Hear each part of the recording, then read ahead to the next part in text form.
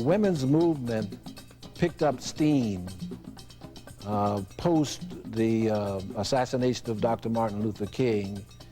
Then there was also, consciously or unconsciously, a diminution of the efforts to liberate African Americans.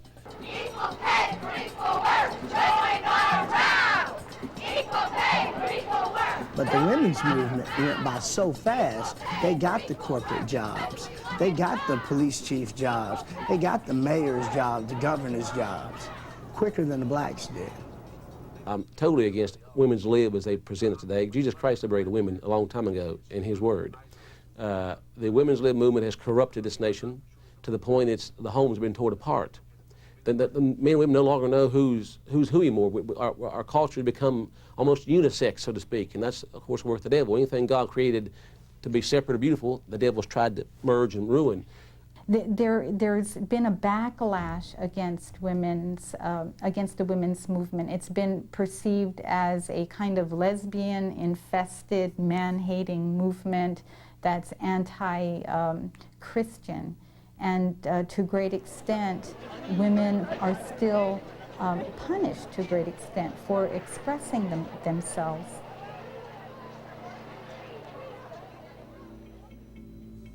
Another group that has recently come to our consciousness is what has been called people with disabilities.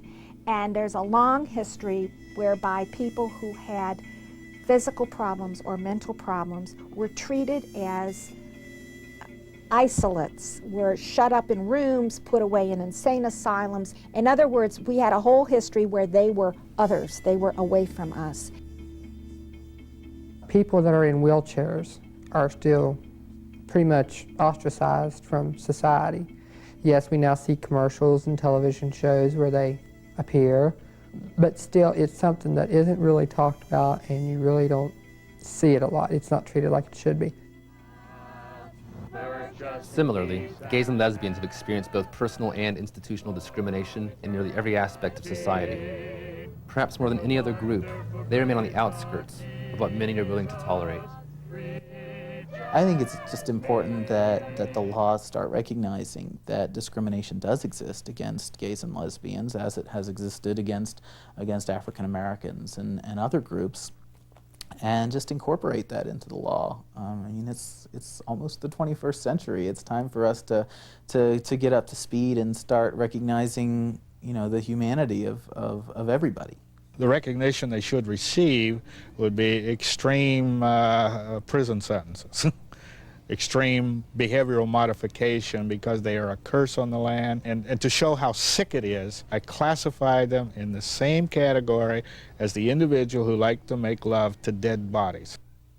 Discrimination against people whose sexual orientation is not quote-unquote norm is, as a minister, to me, in violation of the gospel.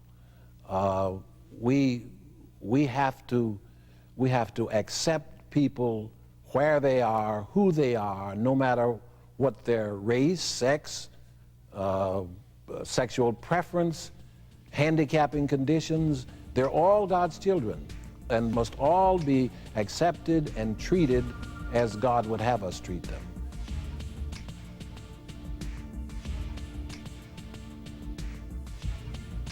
So how do we treat people that are different than ourselves? As individuals? As a society? How far have we come in eliminating prejudice and discrimination? We asked those who participated in this program to share their thoughts on 4 issues that are at the roots of understanding prejudice: multiculturalism, hate speech, language, and stereotypes.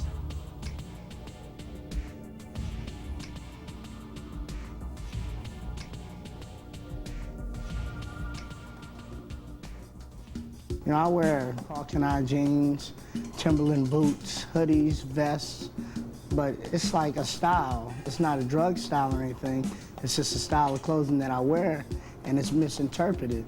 And when they see it, it's a rugged look, and people think bad when they look at it. I just don't feel that I should be harassed by the clothes I have on or the color of my skin. A stereotype is a description or a picture of a group that assumes that then every individual in that group possesses the characteristics of the group. We don't allow no foreigners in these our hills. Stereotypes are necessary. The average person, everybody for that matter, needs to condense and simplify the world around him. She can make much trouble. Stereotypes usually arise from some germ of truth. I mean, there are a lot of gay hairdressers, and there are gay men who are flight attendants, and gay men who are interior decorators, gay men who are in the arts, gay men who are effeminate, and gay men who dress as women. A lot of the negative stereotypes are based in reality, but the problem comes when you take those stereotypes and apply it to the whole group. I was sitting down in the sawdust with my ruby lips flapping in the breeze. Yeah, I know. People do not expect Mexican people to have educations, to be able to speak English without, a Spanish accent, a number of things. I have felt that there's been a great deal of just overall low expectations for myself and for Mexican Americans in general. I mean, it's like I'm looked at like I am the thief, like I am the drug dealer, like I am the killer or the rapist.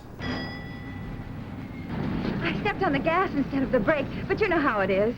We can take any number of groups. I can say people from Holland, and immediately people say, oh, wooden shoes, windmills, tulips, and we have this sort of little boy putting his finger in the dike.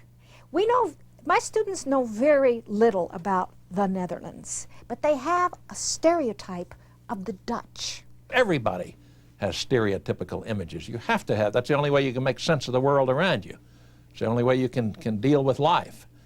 But you want to try to have intelligent stereotypes. You want to try to have refined stereotypes rather than crude, coarse, or inaccurate stereotypes.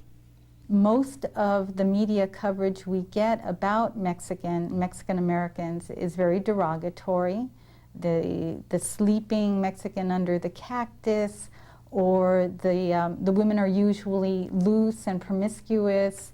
The men are lazy, and we're always seeing them, working in the most menial of positions. So to a great extent, that's been the response to me. And if I don't fit that stereotype, either I'm considered the exceptional person or a kind of, freak of nature. The people who write television shows are into production of programs that will provide sponsors and money for the stations or the broadcasting network. They're not researchers. They're not people who make documentaries. There is no necessary incentive for them to check to see whether what they are portraying is actually truly representative. So there's a steady diet of placing African Americans in strategic places through the television medium. And it tends to give a false picture of how far we have or have not come in this nation. And this is intentional, I would say. I would say it's an intentional that the commercials would depict African Americans as though they are on a par with the dominant race in this country. When we go into the cities, when we go out into community, we find that 60% of the African American community has not reached middle class. You wouldn't get that picture if you simply looked at the television. The media can do a positive job when it actually investigates and researches the background for something. And in those cases, those programs can help dispel stereotypes, show people in their own complexity. Because the thing about a stereotype is that it doesn't take into account the actual individual. it's hurting all of us, all these rigid stereotypes and gender roles that people expect us to play. It's really keeping men from relating to women, and it's keeping men from relating to each other on a friendship level.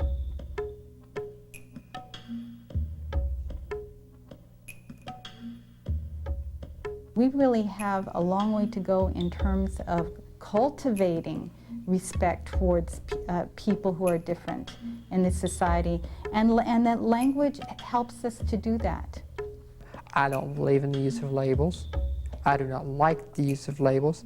I do everything in my power to stay away from using labels. You know, you're a black person. I just go along with, you know, what the group I'm with at the time seems to want to be called. You're a brown person. The only one that I did not like was colored. I did not like colored people. You're a yellow person. You've heard the radical left and the moderates and the far rights. Or a red person.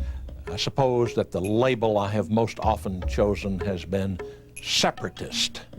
And I think to a great extent, for many of us who are people of color in the United States, what we've done is we've thought if there's going to be labels, then we will create our own references. Now, black has that big negative thing. If you look at a battery, negative, black's negative. You got black ball, black male, black Sunday, all that.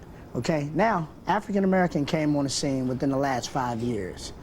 When it came on the scene, there was a big uproar, like, why do y'all gotta be called African American? Blah, blah this, blah, blah that. But this Italian American can go out and, you know, wear his shirt, Italian American. It's almost hypocritical, the fact that they're saying, we are African Americans. Right there, that screams, we get treated different. We should be treated different, you know? And I'm not saying it's just African Americans. Like I said, German Americans, Italian Americans, Irish Americans. It could be anybody. You know, as soon as you use that term, you are demanding special treatment, whether you know it or not. You're saying, I'm different, treat me different. I think that the politically correct movement has done a lot of positive things as far as minority cultures, as far as relations between people, because it's said that there are ways of being terribly insensitive to people, and that we need to be aware of that. It's essentially an infringement on my First Amendment rights, the freedom of speech. You know, if you want to call me white trash, you have that privilege. You know, I can't sue you at law. But if I turn around and call you a nigger, I'm going to jail. Nigger is just a nasty word for it. There's white niggers, black niggers, red niggers, and yellow niggers. That means a person who's worthless, so to speak, won't work, too lazy, an immoral person. That is not a word that you call someone calls you black. I just can't buy it, though, because I ask them the same thing, what is a nigger? And they'll say, oh, it's a bad person. So if I say, if you see 3 white guys beating up an old lady, is that a bad thing? And they say, yes. And I'll say, but when you look at it, would you say, look at those niggers beating up that white lady? And when I ask them this, they just look at me like, no, I wouldn't say that. Because 9 times out of 10, whether a person is prejudiced or not, when the word nigger is brought up, black's the first thing that comes to mind. Now, there's a difference in somebody white calling you a nigger and somebody black, because a lot of people say that blacks speak to each other and call themselves niggers. Well, that's fine, because it's just like this. If I say something about my sister, it's all right because I said it. But if you say something about her, I may become angry with you. But it is it's, I think, also part of a kind of internalized oppression that's going on here. You know, it's not just a positive thing, like if we say this word long enough, it won't hurt. I think there's a certain kind of underlying feeling of really struggling with the legacy that word has left them with. The same would be, I think, true of the word fag being used by gay and lesbians. I hear it a lot used among gay men, and that's okay. I think that, like I said, people have the right to use any language that they want, and it's not used in most cases as sort of as a put down. But that word, for some reason, has ramifications for me, because it just echoes inside my head when I hear it, and makes me uncomfortable. Something goes on in a person's mind when they call a woman a chick or a broad, you know, or a dame, yeah, compared to when they call her a woman. That person does not have the right to put me down. And I have the right to say, I find that offensive. They're just names. They're words.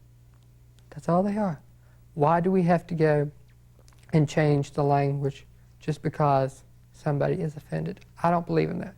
And I know people think that it's a real pain to have to be so careful, but we've just, you know, in our 250-odd year period of time as the United States, it's only been within the last 30 years that people have been conscious of what they do to each other, you know, racially. Up until 30 years ago, people just called each other whatever they wanted to, and the derogatory language was very much a part of that, towards women, towards blacks, towards any